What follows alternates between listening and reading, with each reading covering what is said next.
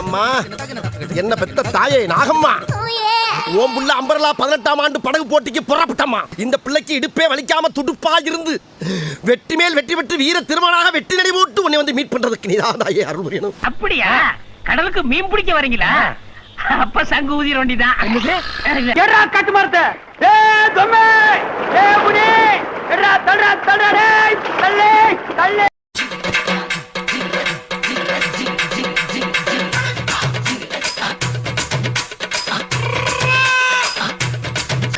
தமிழர்களே தமிழர்களே, நீங்கள் என்னை கடலில் தூக்கி எறிந்தாலும் கட்டுமரமாகத்தான் நினைப்பேன்.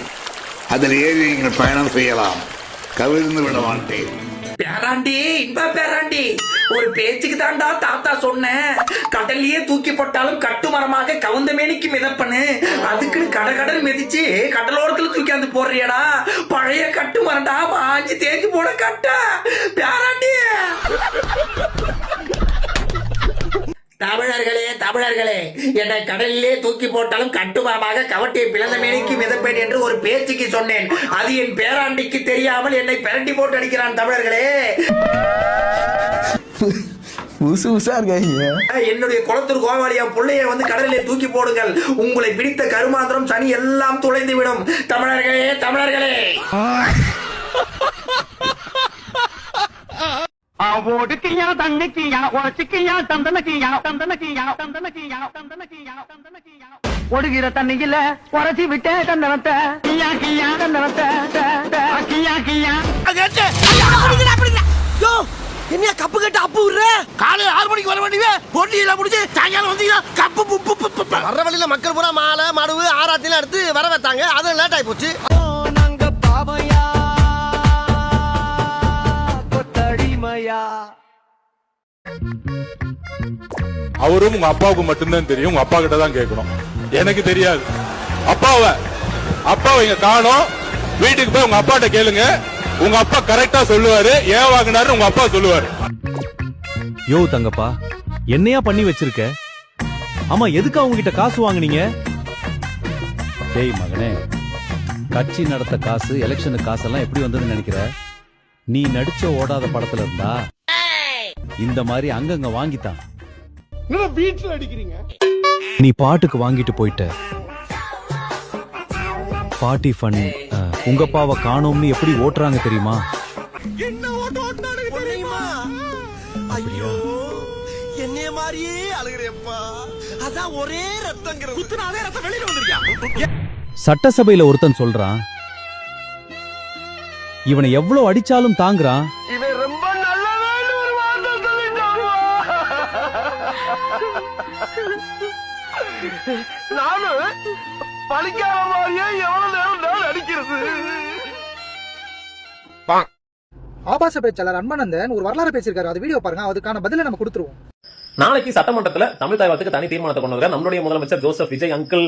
பார்த்தாலே அடிக்கணும், பார்த்தாலே எப்பறம் ஒருத்தனை பார்த்தா அடிக்கணும் போல தோணும். பாரு யாரும் முறைக்கிறா? அங்கிளுக்கு வரலாறு என்னன்றது தெரியல. ஸ்டிக்கர் ஒட்டுறது அவருக்கும் புதுசு கிடையாது, மாத்தி மாத்தி ஸ்டிக்கர் ஒட்டிட்டு இருக்காரு. பட் வரலாறு சொல்ல வேண்டிய கட்டத்துல நாம இருக்கும். வரலாறு சொல்லிடுவோமா? என்ன பெரிய பூர்வீகம் சொல்லுவோம் வீகத்தை. 1970ஆம் ஆண்டு நவம்பர் மாசம் முத்தமிழறிஞர் டாக்டர் கலைஞர் அவர்கள் தமிழ் தாய் வாழ்த்து அரசியல் கட்சிகள் தொடக்கத்துல பாட வேண்டும் என்று ஒரு அரசாணை பிறப்பித்தவர் முத்தமிழறிஞர் டாக்டர் கலைஞர் அவர்கள் தான். பெரிய கேரளா ஜால்ரா போடுறீங்க. ஜிங் சக் ஜிங் சக் ஜிங் சக் ஜிங் சக் ஜிங் சக். அதை தொடர்ந்து 2021ஆம் ஆண்டு டிசம்பர் மாசம் முத்துவேல் கருணாநிதி ஸ்டாலின் அவர்கள் தமிழ் தாய் வாழ்த்து தமிழ்நாட்டின் மாநில பாடலாக அறிவித்தவர் முத்துவேல் கருணாநிதி ஸ்டாலின் அவர்கள் தான். முடிச்சியா? எதுக்கு 1970 2021 போற? சரி, நீங்க தான் தமிழ் தாய் வாழ்த்த மாநில பாடல் முதன்மையா பாடணும்னு சொல்லிட்டீங்கன்னு வச்சுக்கோ. 2026 4 மாசத்துக்கு முன்னாடி கவர்னர் பதவி ஏற்பு விழால எதுக்குப்பா தம்பி நேஷனல் ஆந்தம் ஃபர்ஸ்ட் பாடி வச்சிருக்கீங்க? இந்தா பாரு. National anthem followed by Tamil தாய் வாழ்த்து. நகனமன அதிநாயகே ஜெய ஜெய ஜெய ஜெய ஹே. நீலாரும் கடலுடுத்த நிலமடந்தை. அப்ப நீ ஒண்ணு கோமாளா இல்லையே, உயிரோட தானே இருந்த. அப்போ உங்க ஸ்டாலின் சாரிங்க இப்படி நின்றுட்டு இருக்காப்புல.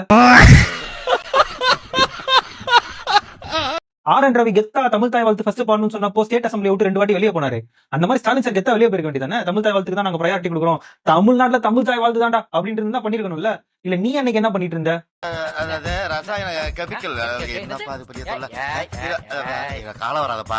சரி இருக்கட்டும். தெரியாது. ஜென்சி வந்து திமுக கூடயே கிடையாது, அவங்க எல்லாம் உளறிட்டு திரியுறாங்க. நான் சொல்லல, இதோ சொல்லி ஜென்சி இதுவே ஒரு கட்டுக்கதை.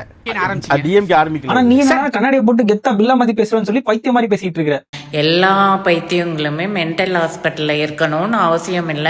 சில பைத்தியங்க ஊருக்குள்ளேயும் சுத்திட்டு தான் இருக்கு. என்ன பண்றது? சிஎம் பதவி ஏற்பு விழால நேஷனல் அந்த ஃபர்ஸ்ட் பாட்டு போட்டாங்கன்னு சொல்லி அவ்வளவு பஞ்சாயத்து பண்ணாங்க. என்ன ஆக்ஷன் எடுக்கல. இன்னைக்கு அதுக்காண்டி அவர் ஆக்ஷன் எடுத்தா இதெல்லாம் நாங்க ஆல்ரெடி பண்ணிட்டோம். ஸ்டிக்கர் ஓட்டுறீங்க. பைத்தியமான நெல்லு ஒண்ணு ரோட்டுக்கு இந்த பக்கம் நெல்லு இல்ல இந்த ஓரத்துல நெல்லு. நீ நடுவால நீலாம் லாரி அடிச்சு செத்து போயிருவா பாத்துக்க. ஆல்ரெடி நிறைவேற்றிய தீர்மானத்தை இப்ப நீங்க புதுசா நீங்க கொண்டு வரீங்க. அதுக்கு நம்மளுடைய தாவை காசுக்கு வந்து முதுகெலும்பு இல்ல, திராணி இல்ல, தைரியம் இல்ல. சினிமா கேட்போம், கேவலம் கேட்போம். இல்லங்க நானும் இல்ல சார், விளையாட்டுக்கு தான் நாங்க சொல்றேன். விளையாட்டு கேட்டாலும் இதான ரூல் தானே சார். கேட்போம். அடுத்து டீலிமிட்டேஷன் வந்து அவர் என்ன நிலைப்பாடு, அதாவது டீலிமிட்டேஷனுக்கும் டிமானிட்டைசேஷனுக்கான நிலைப்பாடு என்னது, அதாவது டிஃபரன்ஷியேட் என்னன்றதே தெரியாம இருக்காங்க இப்ப தாவை காசு. அது வேற ஒண்ணு. இப்ப எதுக்கு இப்ப வந்து நீங்க ஸ்டிக்கர் ஓட்டிருக்கீங்க? ஆல்ரெடி நிறைவேற்றிய தீர்மானத்தை எதற்காக நீங்க கொண்டு வரீங்க? ஒரு ஜியோக்கும் ஒரு தீர்மானத்துக்கும் டிஃபரெண்ட் தெரியாத தற்கூரித்தனமா பேசிட்டு இருக்க நீ வந்து விஜய் அவர்களை ஸ்டிக்கர் ஆச்சுன்னு சொல்ற. தேவையில்லாம என்ன நீ எங்கயாவது நீ கோத்து விட்டு திரியற நீ. வந்தே மாரத பாடலும் தேசிய கீத பாடலும் அதுக்கு முன்னாடி தமிழ் தாய் வாழ்த்து பாடல் கட்டாயமா பாடணும்னு சொல்லிட்டு அந்த ஜியோல எங்கேயும் இடம் பெறல. நீ கேட்ட ஒவ்வொரு கேள்வி என்ன செருப்பால அடிச்ச மாதிரி இருக்குடா. மாதிரி இல்ல, உண்மையிலே செருப்பால தான் அடிச்சேன். தீர்மானத்துக்கான டிஃபரெண்டே தெரியாம நீ வந்து முதுகெலும்பு இல்லைன்னு சொல்லிட்டு இருக்க. அப்புறம் என்ன சொல்ற? ஸ்டிக்கர் ஆச்சுன்னு சொல்ற. டேய் இப்படிலாம் பண்ணன்னு வச்சுக்கடா, நாசமா போயிருவடா, அழிஞ்சு போயிருவ. இந்த எண்ணத்தை மாத்திக்க, இல்லன்னா நீ அவ்வளவுதான். 2018 எடப்பாடி அவர்கள் மேகதாதுக்கு தீர்மானத்தை கொண்டு வந்தாரு. அதுக்கப்புறம் 2022 உங்க தலைவர் எதுக்கு மேகதாது பிரச்சனைக்கு தீர்மானம் கொண்டு வராங்க? வந்து இப்ப நான் என்ன உங்கள்ட்ட சொல்றது? அப்ப முன்னாடி கொண்டு வந்த தீர்மானத்துக்கு நீங்க வந்து ஸ்டிக்கர் ஓட்டுறீங்களா? எங்களுக்கு வந்து கேலி கிண்டல் எல்லாம் பண்ண தெரியும். ஒண்ணும் பயப்படாதீங்க, கிரெஞ்சி வர முடியாது. நீ இந்த பார், விளக்கெண்ணெய் மூஞ்சி தடவிட்டிக்கிட்டா நேரதா. இந்த கை போறது கால் போறதுல வச்சு நான் என்னடா பண்றது? Your unselected. கிரிக்கெட் மேட்ச் பாலாட்ட. சரி, காமெடி வீடியோ பார்க்கணும்னா ஃபாலோ பண்ணுங்க. உங்க சிஎம் நிக்கணும். இப்போ அவர் பேசின பேச்சுக்கு சினிமால அவ்வளவு வல்கரா பேசிருக்காரு. அப்படின்னு சொல்லுவீங்க. நான் போட்டு காட்டுறவா? மாண்புமிகு முதலமைச்சர் விஜய்னு போட்ட படம் இது. இப்போ வந்து திரையரங்குல வந்தது சென்சார் பண்ணி தான் வந்துச்சு. நான் போய் தியேட்டர்லயே பார்த்தா பீப் போட்டு இருந்தாங்க. போய் சொல்லிட்டாரு பாருங்க. சார், லிங்க் வீடியோ டவுன்லோட் பண்ணிருக்கீங்களா? லிங்க் வீடியோ டவுன்லோட் பண்ணிருக்கீங்களா? அசிங்கப்பட்டான் ஆட்டோக்காரன்.